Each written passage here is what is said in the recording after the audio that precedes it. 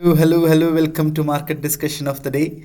Today, March 27th, 2025, Thursday ആണ്. അതിലും important ആയിട്ടുള്ള കാര്യം ഇന്ന് GDP അനൗൺസ്മെൻറ്റ് ഡേ ആണ്, GDP ഡേ ആണ് അല്ലേ. നമ്മൾ കഴിഞ്ഞ വെള്ളിയാഴ്ച മുതലേ പറയുന്നൊരു കാര്യമാണ് എന്താ പറയുക, ഈ വ്യാഴാഴ്ച, അതായത് ഇന്നത്തെ ദിവസം മാർക്കറ്റിൽ നിന്ന് മാറി നിൽക്കണം. കാരണം GDP അനൗൺസ്മെൻറ്റ് ഫ്രം US വരാൻ പോകുന്ന ഇത് ഇന്നാണെന്നുള്ള കാര്യം അല്ലേ. സോ എന്തായാലും മാർക്കറ്റ് ഡിസ്കഷനിലോട്ട് പോകുന്നതിന് മുന്നേ ആയിട്ട്, ഫണ്ടമെൻറ്റൽസിലോട്ടൊക്കെ പോകുന്നതിന് മുന്നേ ആയിട്ട്, ഇന്ന് നമുക്ക് ഇന്ത്യൻ ടൈമിങ് 8 മണിക്ക്, രാത്രി 8 മണിക്ക് നമുക്ക് ഒരു ക്രാഷ് കോഴ്സ്, ഒരു 3 ദിവസത്തെ ക്രാഷ് കോഴ്സ്, 90 മിനിറ്റ്സ് ഉള്ള ഒരു ക്രാഷ് കോഴ്സ് നടക്കുന്നുണ്ട്. ഓക്കെ, ബേസിക്കലി അതിനകത്ത് നമ്മൾ മാർക്കറ്റിനെ കുറിച്ചോ അല്ലെങ്കിൽ ഓൾറെഡി എന്താ പറയുക, നമുക്ക് ട്രേഡിങ് അറിയാവുന്ന, ഒരു ബേസിക്സ് എങ്കിലും അറിയാവുന്ന ആൾക്കാർക്ക് വേണ്ടിയിട്ടാണ് നമ്മൾ ഈ കോഴ്സ് പ്രൊവൈഡ് ചെയ്യുന്നത്. അപ്പം ഈ ക്രാഷ് കോഴ്സിന് പങ്കെടുക്കണം എന്നുള്ള ആൾക്കാർക്ക് എൻ്റെ ഡിസ്ക്രിപ്ഷനിൽ എൻ്റെ നമ്പർ ഉണ്ടാവും, എനിക്ക് മെസ്സേജ് അയക്കാം. അതേപോലെ തന്നെ അടുത്ത തിങ്കളാഴ്ച ബേസിക് ക്ലാസ്, 2 ആഴ്ചത്തെ നോർമലി നമ്മൾ കൊടുത്തുകൊണ്ടിരിക്കുന്ന ബേസിക് ക്ലാസ്സും അടുത്ത തിങ്കളാഴ്ച നടക്കുന്നുണ്ട്. ഓക്കെ, സോ ഇതിന് കയറാൻ താല്പര്യമുള്ള ആൾക്കാർക്ക് എനിക്ക് മെസ്സേജ് അയക്കാം. ഒരു കാരണവശാലും വെറുതെ ഒരു ക്യൂരിയോസിറ്റിയുടെ പുറത്ത് എനിക്ക് മെസ്സേജ് അയക്കരുത് എന്ന് ഞാൻ പറയുകയാണ്. കാരണം ഫ്രീ ആയിട്ട് കേൾക്കാം എന്ന് വിചാരിച്ച് വെറുതെ എനിക്ക് മെസ്സേജ് അയച്ച് എൻ്റെ കയ്യിൽ നിന്ന് ലിങ്ക് മേടിച്ച് ക്ലാസ്സിൽ കയറി 2-3 ദിവസം കയറിയിട്ട് ഒരു ഹോബി പോലത്തുള്ള രീതിയാണെന്നുണ്ടെങ്കിൽ എനിക്ക് എന്താ പറയുക, ദയവ് ചെയ്ത് എനിക്ക് മെസ്സേജ് അയക്കാതിരിക്കുക. കാരണം ഇത് ഫ്രീ ആയതുകൊണ്ടിട്ട് തന്നെ നമുക്ക് ലിമിറ്റഡ് സീറ്റ്സ് ആണുള്ളത്. ഓക്കെ, അത്ര സീരിയസ് ആയിട്ട് നിങ്ങൾക്ക് പഠിക്കണം എന്ന് ഉള്ള ആൾക്കാർ മാത്രം ദയവ് ചെയ്ത് എനിക്ക് മെസ്സേജ് അയക്കുക എന്ന് ഞാൻ ഇതിൻ്റെ റിക്വസ്റ്റ് ആയിട്ട് കൺസിഡർ ചെയ്യുക നിങ്ങൾ. Okay, so basically coming to market discussion, coming to fundamental side, ഒരു കാരണവശാലും മാർക്കറ്റിൽ ട്രേഡ് ചെയ്തുകൂടാത്തൊരു ദിവസമാണ് ഇന്നത്തെ ദിവസം എന്നാണ് ഞാൻ നേരത്തെ പറഞ്ഞതല്ലേ. സോ അതിൻ്റെ റീസൺ എന്താ വെച്ചാൽ, നമുക്ക് ഉച്ചയ്ക്ക് 12:30 മണിക്ക്, അതായത് ഇന്ത്യൻ ടൈമിംഗ് ഇവിടുന്ന് ഒരു 5.5 മണിക്കൂർ കൂട്ടിയാൽ മതി, UK ടൈമിംഗ് ആണ്. ഇപ്പം നിങ്ങളുടെ കലണ്ടറിൽ ഇത് തന്നെ കിട്ടും. ഓക്കെ, സോ GDP അനൗൺസ്മെൻ്റ് ആണ്. അപ്പോൾ ഈ GDP അനൗൺസ്മെൻറ്റിൽ നമുക്ക് എന്താണ്, ഇപ്പോൾ ഫോർകാസ്റ്റ് ഉണ്ട്, അതേപോലെ തന്നെ ആക്ച്വൽ ഉണ്ട്, എല്ലാം നമ്മളതൊന്നും നോക്കിയിട്ട് കാര്യമില്ല എന്നുള്ള കാര്യമാണ് അല്ലേ. സോ അതിനുശേഷം 12:30 ചിലപ്പോൾ നമ്മളുടെ ഡയറക്ഷൻ വരെ ചേഞ്ച് ആക്കാൻ ചാൻസ് ഉള്ളൊരു ന്യൂസാണിത്. അപ്പോൾ നമുക്കൊരു തീരുമാനം എടുക്കാൻ പറ്റാത്തതുകൊണ്ടാണ് ആക്ച്വലി GDP അനൗൺസ്മെൻറ്റിന് മാറി നിൽക്കണം എന്ന് നമ്മൾ പറയുന്നത്. അതേപോലെ 12:30 മണിക്ക് തന്നെ ഇനിഷ്യൽ ജോബ്ലെസ് ക്ലെയിമും വരുന്നുണ്ട്.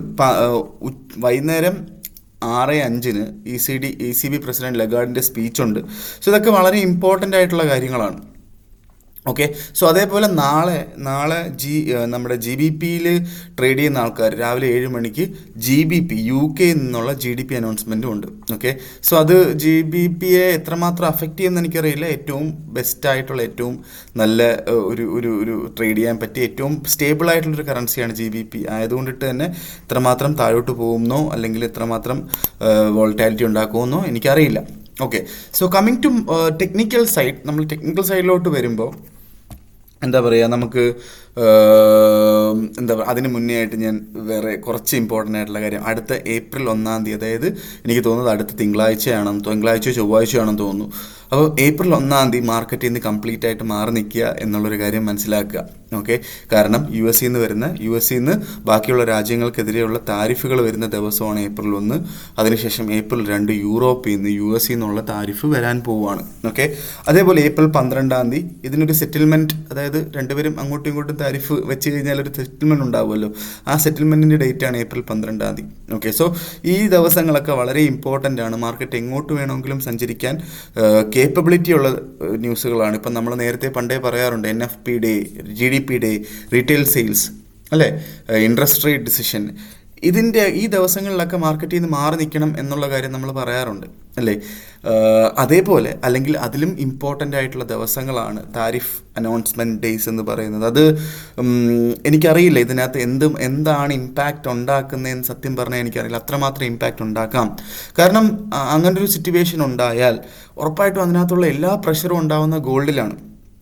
ഓക്കെ, അതേപോലെ തന്നെ ഇത് യൂറോപ്പും US തമ്മിലുള്ളൊരു ബന്ധമായതുകൊണ്ടിട്ട് അത് ഉറപ്പായിട്ട് യൂറോയിനെയും ബാധിക്കാനായിട്ടുള്ള പോസിബിലിറ്റി ഉണ്ട്. അത് നല്ല രീതിയിലാണോ ബാധിക്കുന്നത്, ചീത്ത രീതിയിലാണോ ബാധിക്കുന്നത് എന്നുള്ള കാര്യം കണ്ടറിയേണ്ടിയിരിക്കുന്നു. Okay, so coming to technical side, first of all നമ്മൾ എല്ലാ ദിവസവും പോകുന്നത് പോലെ നമ്മളുടെ USD JPYയിലോട്ട് വരുമ്പോൾ നമ്മൾ ഇന്നലെയും പറഞ്ഞിട്ടുണ്ടായിരുന്നു അല്ലേ, 150 മാർക്കറ്റ് റെസിസ്റ്റ് ആവും എന്നുള്ള കാര്യം ഞാൻ ഇന്നലെ പറഞ്ഞിട്ടുണ്ടായിരുന്നു. അപ്പോൾ ഇന്നലെ തന്നെ നമുക്ക് പലവട്ടം ഈ 146 എന്ന് പറയുന്നൊരു റേഞ്ചിലോട്ട് മാർക്കറ്റിനെ കിട്ടിയിട്ടുണ്ടായിരുന്നു. 146 150 എന്ന് പറയുന്ന റേഞ്ചിൽ മാർക്കറ്റിനെ കിട്ടിയിട്ടുണ്ടായിരുന്നു. അവിടുന്ന് ബൈ ചെയ്തിട്ടുള്ള ആൾക്കാർക്ക് എല്ലാവർക്കും ഒരു 70 പിപ്സോളം ലാഭം വന്നിട്ടുള്ള ഒരു കാഴ്ച നമുക്ക് കാണാൻ പറ്റും. അപ്പോൾ വീണ്ടും ഇന്ന് രാവിലെ വീണ്ടും 150 വന്നു. അവിടെ ബൈ ചെയ്തിട്ടുള്ള ആൾക്കാർ മിനിമം ഒരു 40 പിപ്പിൻ്റെ പ്രോഫിറ്റ് ഓൾറെഡി കിട്ടിയിട്ടുണ്ട്. 150 തന്നെയാണ് റെസിസ്റ്റൻസ്. ഓക്കെ, പക്ഷേ ഞാൻ ഒരു കാരണവശാലും ഇന്നത്തെ ദിവസം ട്രേഡ് ചെയ്യാനായിട്ട് പറയത്തില്ല. ട്രേഡ് എടുത്തിട്ടുള്ള 150 അടുത്ത് വെച്ച് ട്രേഡ് എടുത്തിട്ടുള്ള ആൾക്കാർ എല്ലാവരും 12:30 മുന്നേ ആയിട്ട്, UK ടൈമിംഗ് 12:30 കേട്ടോ. അവിടുത്തെ ടൈമിംഗ് നിങ്ങൾ കലണ്ടറിൽ നോക്കിക്കഴിഞ്ഞാൽ നിങ്ങൾക്ക് മനസ്സിലാവും, 6 മണിയാണെന്ന് തോന്നുന്നു. ഓക്കെ, 6 മണിക്ക് മുന്നേ ആയിട്ട് അല്ലെങ്കിൽ 2-3 മണിക്കൂർ മുന്നേ ആയിട്ട് മാറി നിൽക്കുക എന്നുള്ളതാണ്. കാരണം അത് ഉറപ്പായിട്ടും എല്ലാ കൗണ്ടറിലും അഫക്റ്റ് ചെയ്യും എന്നുള്ളൊരു കാര്യം മനസ്സിലാക്കി പോവുക. ഓക്കെ, നാളെ രാവിലെ മാർക്കറ്റിൽ എങ്ങനെയാണോ മൂവ്മെൻറ്റ്, ഇന്ന് GDP കഴിഞ്ഞിട്ട് എങ്ങനെയാണോ മൂവ്മെൻറ്റ്, 150 ബ്രേക്ക് ചെയ്ത് താഴോട്ട് പോവുകയാണോ അതോ മേളിലോട്ട് പോവുകയാണോ എന്ന് നോക്കിയതിന് ശേഷം മാത്രം ഒരു തീരുമാനം എടുക്കുക എന്നുള്ള കാര്യമാണ് എനിക്ക് ബേസിക്കലി പറയാനായിട്ടുള്ളത് JPYയിൽ. ഓക്കെ, നേരെ നമ്മൾ യൂറോ USDയിലോട്ട് വരുമ്പം ഇന്നലെ നമ്മളൊരു ഭയങ്കരമായ ഒരു ഡൗൺ ട്രെൻഡ് നമ്മൾ എന്താ പറയുക യൂറോ USDയിൽ കണ്ടു അല്ലേ.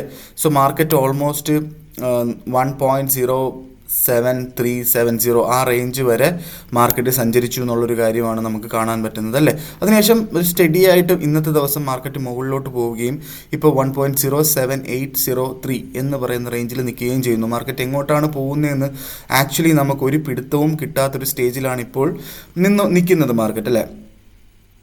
നമുക്ക് എന്താ ചെയ്യാൻ പറ്റുന്ന എന്ന് ചോദിച്ചു കഴിഞ്ഞാൽ, എൻ്റെ അടുത്ത് ചോദിച്ചു കഴിഞ്ഞാൽ എനിക്ക് മാർക്കറ്റിൽ ഇപ്പോൾ ഇന്നത്തെ ദിവസം ഇനി പ്രത്യേകിച്ച് ഒന്നും ചെയ്യാതിരിക്കുന്നതായിരിക്കും ബെറ്റർ. കാരണം എവിടെയെന്നില്ലാതൊരു സ്റ്റേജിലാണ് ഇപ്പോഴൊന്നും ഒരു തീരുമാനം എടുക്കാൻ പറ്റത്തില്ല അല്ലേ. അപ്പം നാളത്തേക്കുള്ള കാര്യമാണ് ഞാൻ ഇനി പറയാൻ പോകുന്നത്. മാർക്കറ്റ് നാളെ GDP അനൗൺസ്മെൻറ്റിന് ശേഷം മാർക്കറ്റ് താഴെ വീണ കിട്ടി എങ്കിൽ ലോട്ടറിയാണെന്ന് വിചാരിക്കുക, താഴെ നിന്നുള്ള എല്ലാ നല്ല പോയിൻറ്റ്സും ബൈ പോയിൻറ്റ്സ് ആണ്. 1.0700 കിട്ടിക്കഴിഞ്ഞാൽ ബൈ ചെയ്യുക, പകുതി ക്വാണ്ടിറ്റി ബൈ ചെയ്യുക. ഓക്കെ, 1.0600 കിട്ടിക്കഴിഞ്ഞാൽ ആഘോഷിക്കുക, അവിടുന്ന് കൂടുതൽ ബൈ ചെയ്യുക. ഓക്കെ, ഇതാണ് എനിക്ക് പറയാനായിട്ടുള്ളത്. സെല്ല് ഞാൻ ഒരിക്കലും റെക്കമെൻഡ് ചെയ്യുന്നില്ല. നേരെ മറിച്ച് മാർക്കറ്റ് മുകളിലോട്ട് ഓടിപ്പോയി 1.100 ഒക്കെ ബ്രേക്ക് ചെയ്ത് മുകളിലോട്ട് പോകാനുള്ള പോസിബിലിറ്റി വളരെ കുറവാണ്. കാരണം നല്ല ഒരു ഏകദേശം 200 പിപ്പോളം മുകളിലോട്ട് പോകാനുണ്ട്. അതൊരിക്കലും സംഭവിക്കാത്ത കാര്യമായിരിക്കും, എനിക്കറിയില്ല. അങ്ങനെ മുകളിലോട്ട് പോയി 1.100 മുകളിലോട്ട് പോയി കിട്ടിയാൽ നമുക്ക് അവിടുന്ന് വേണമെങ്കിലും ബൈ ചെയ്യാം. നേരെ മറിച്ച് നാളെ നമുക്ക് 1.0800, ഇന്ന് രാത്രി ക്ലോസിങ്ങിനും 1.0800 മുകളിലാണ്. നാളെ രാവിലെ ഇന്ത്യൻ ടൈമിംഗ് 7:30 മണിക്കും 1.0800 അടുത്ത് നിന്ന് കഴിഞ്ഞാൽ അവിടെ നമുക്ക് ബൈ ചെയ്തുകൊണ്ട് യൂറോ തുടങ്ങാം എന്നുള്ളതാണ് ഏറ്റവും ബെറ്റർ ആയിട്ടുള്ള ഓപ്ഷനും. അതാണ് കൂടുതലും ചാൻസ് നടക്കാനായിട്ട്. അത് മാത്രമാണ് നമുക്കുള്ളൊരു ഓപ്പർച്യൂണിറ്റി. നേരെ മറിച്ച് താഴോട്ട് പോയാൽ എല്ലാ ലോവർ പോയിൻറ്റ്സും ബൈ പോയിൻ്റ് ആയിട്ട് കൺസിഡർ ചെയ്ത് അവിടുന്ന് ബൈ ചെയ്ത് മുന്നോട്ട് പോവുക എന്നുള്ളതാണ് യൂറോയിൽ എനിക്ക് പറയാനായിട്ടുള്ളത്. ഓക്കെ, നേരെ നമ്മളുടെ GBPയിലോട്ട് വരുമ്പോൾ GBP ഇന്നലെ ഒരു ചെറിയൊരു ഫോള് പോലെ ഉണ്ടായി. കാരണം ഇന്നലെ രാവിലെ GBPയിൽ നിന്ന് ഒരു വളരെ ഇമ്പോർട്ടൻ്റ് ആയിട്ടുള്ളൊരു ന്യൂസ് ഉണ്ടായിരുന്നു. ഓക്കെ, ന്യൂസ് നോക്കിക്കഴിഞ്ഞാൽ ഇന്നലെ നമുക്ക് രാവിലെ ഇത് ഇന്നത്തെ ന്യൂസാണ്. ഇന്നലെ നമുക്ക് രാവിലെ CPIയുടെ ന്യൂസ് GBPയിൽ നിന്ന് വന്നിട്ടുണ്ടായിരുന്നു. അപ്പോൾ അതിന് ശേഷമാണ് ആക്ച്വലി CPIയുടെ ന്യൂസിന് ശേഷമാണ് നമ്മൾ GBP ഒന്ന് താഴോട്ട് പോയിട്ടുള്ളത് നമുക്ക് കാണാൻ പറ്റുന്നത്. ഓക്കെ, താഴെ പോയെന്ന് പറഞ്ഞു കഴിഞ്ഞാൽ അധികം താഴോട്ടൊന്നും പോയിട്ടില്ല. 1.28740 ആ റേഞ്ചിൽ മാത്രമേ മാർക്കറ്റ് വന്നിട്ടുള്ളൂ അല്ലേ. അപ്പോൾ ഇപ്പോൾ മാർക്കറ്റ് നിൽക്കുന്നത് 1.2938. ഒന്നും പറയാനില്ല, മാർക്കറ്റിൽ നിന്ന് മാറി നിൽക്കുക അല്ലാതെ വേറെ നല്ല ഗുണമൊന്നുമില്ല. നാളെ രാവിലെ ഇന്ന് രാത്രി ക്ലോസിംഗ് 1.2900 മുകളിലും നാളെ രാവിലെ 7:30 മണിക്ക് ഇന്ത്യൻ ടൈമിംഗ് ആണ് 1.2900 അടുത്ത് കിട്ടിക്കഴിഞ്ഞാൽ അവിടുന്ന് നമുക്ക് മാർക്കറ്റിൽ നിന്ന് ബൈ ചെയ്തുകൊണ്ട് സ്റ്റാർട്ട് ചെയ്യാം. GBP സെല്ല് ഞാൻ റെക്കമെൻഡ് ചെയ്യുന്നില്ല. 1.300 അവിടെ റെസിസ്റ്റൻസ് ആണ് എങ്കിൽ പോലും ഞാൻ അത് റെക്കമെൻഡ് ചെയ്യുന്നില്ല എന്നാണ് എനിക്ക് പറയാനായിട്ടുള്ളത്. നേരെ മറിച്ച് മുകളിലോട്ട് പോവുകയാണ്. 1.300 ബ്രേക്ക് ചെയ്ത് മുകളിലോട്ട് പോയി ഇന്ന് രാത്രി ക്ലോസ് ചെയ്യുന്നത് 1.300 മുകളിലും നാളെ രാവിലെ 7:30 മണിക്കും 1.300 മുകളിലാണെങ്കിൽ അവിടുന്ന് വേണമെങ്കിലും ബൈ ചെയ്യാം. മാർക്കറ്റിൽ നല്ലൊരു പ്രോപ്പർ സപ്പോർട്ടുള്ളത് 1.2800 എന്നുള്ളൊരു കാര്യം മനസ്സിലാക്കുക. എങ്ങാനും GDP അനൗൺസ്മെൻറ്റ് പ്രമാണിച്ച് 1.200 കിട്ടിയാൽ പോലും, ന്യൂസിൻ്റെ ഇടയ്ക്കാണെങ്കിൽ പോലും ബൈ ചെയ്തോളാനേ ഞാൻ റെക്കമെൻഡ് ചെയ്യത്തുള്ളൂ എന്നുള്ളൊരു കാര്യമാണ്. ഓക്കെ, സോ ഇതാണ് എനിക്ക് നമ്മുടെ GBPയിൽ പറയാനായിട്ടുള്ളത്. നമ്മുടെ ഓൾ ടൈം ഫേവറേറ്റ് സാധനം ഗോൾഡിലോട്ട് വരുമ്പം ഗോൾഡ് എങ്ങോട്ടെന്നില്ലാത്ത രീതിയിൽ പറന്നുകൊണ്ടിരിക്കുകയാണ് സുഹൃത്തുക്കളെ. എനിക്കറിയില്ല ഗോൾഡിൻ്റെ പോക്ക് എങ്ങോട്ടാണെന്ന്. അത് അറിയാമെങ്കിൽ ഞാൻ ഇവിടെ ഞാൻ ആരായനല്ലേ. സോ നമുക്ക് ഗോൾഡ്